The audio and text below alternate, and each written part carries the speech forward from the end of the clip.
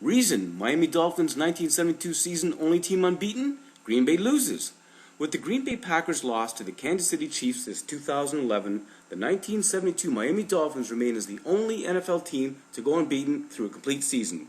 Green Bay lost to the Chiefs, who came into the game with a 5-8 record and an interim coach, Romeo Crennel. The loss Sunday ended a 19-game winning streak for the Packers, starting from last season. There is a reason, actually many reasons, why the Pack lacked the straight streak stuff to possibly join in on the Dolphins' deed. They didn't get consistent field goal kicking, thanks for nothing Mason Crosby. They didn't get pinpoint passing, sit down Aaron Rodgers. They didn't have receivers with sticky fingers, please come back wide receiver Craig Jennings. They didn't have an impervious defense, detentions all around, you porous play soft players on that side of the ball. They didn't have top running back James Starks. Well, you get the idea. And here's an idea that won't go away. Supposedly, every year, the alumni of the famed, iconic Miami Dolphins 1972 team get together to celebrate their uniqueness. They were almost joined by the New England Patriots in 2007 that actually went 18-0 with 16 regular season wins followed by 2 playoff victories, but lost the Super Bowl 17-14 to the New York Giants. But 18-1 doesn't have that same ring to sing, does it? Who were the stars of the 1972 stellar Dolphins squad? At the top was coach Don Shula, a coaching success and sensation wherever he went. He only had 2 losing seasons in a 33-year career. There was fullback Larry Zonka and halfback Mercury Morris, who both gained 1,000 yards in that same season. There was Paul Warfield at receiver, and that just covers some of the offensive stalwarts. On the defense, who can forget linebacker Nick Buoniconti and tackle Manny Fernandez?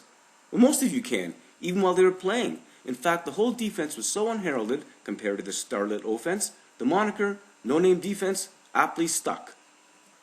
Here's a sticky, petty point. Is it actually true when the last team to go undefeated loses in the season or the playoffs, the Dolphins get together and toast that downfall by downing champagne? According to Don Shula, that's urban myth, and the Dolphins are not a bunch of grumpy, living in the past, old men wishing ill will for the players of today. Some say the Miami Dolphins' unbeaten foray was helped by a soft schedule. Only 2 opponents in the 14-game regular season schedule sported winning records. Maybe so, but you still gotta beat them. And owing to rule peculiarities of that era, the Dolphins had to win a playoff game in Pittsburgh against the Steelers to advance to the Super Bowl, where they beat Washington 14-7.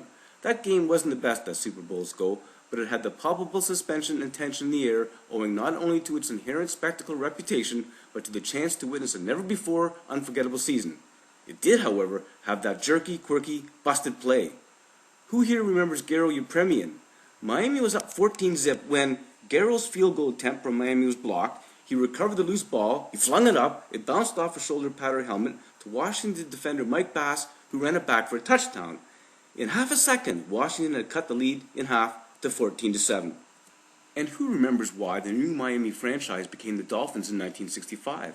As owner Joe Robbie put it, the Dolphin is one of the fastest and smartest creatures of the sea, and thus began the start to an illustrious franchise which, of late, has fallen on times harder than a compressed, freeze-dried diamonds. Having 2 quarterbacks who can play is a must.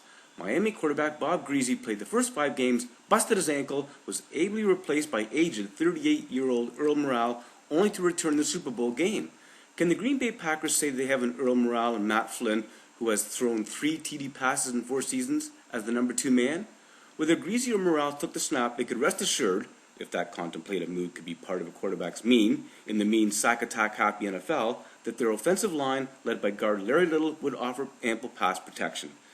Greasy's first touchdown pass to Howard Twilly in the Super Bowl against the Redskins was testament to that fact. Washington gimpy quarterback Billy Kilmer may have had a wildly wimpy basic pass, but he got the job done. Except, of course, when Jake Scott, star safety for the Fish, and Nick Buoniconti, supreme linebacker, both intercepted passes, snuffing Washington drives. Great Scott! Lucky number 13 Jake Scott made another game-turning play when he picked off an errant pass on the Miami goal line and ran it back for big yardage. Game over? Miracle mission accomplished? It was hard not to get carried away, as Don Shula was hoisted on his players' shoulders to get carried away. Mercury Morris was quite explicit and exquisite in justifying Miami Dolphins' place in football history, while basically saying you had to see it to believe it. For us non-witnesses, the best he could do was to point to a green sign emblazoned in big white lettering, "Welcome to Perfectville." Mercury Morris stressed 0. You have to have 0 losses. Doesn't matter that the team, like the Patriots, had 18 consecutive wins. If a team equals 0 defeats, they will be equal to the Miami Dolphins' 1972 feat, nothing more and nothing less. And that's the score.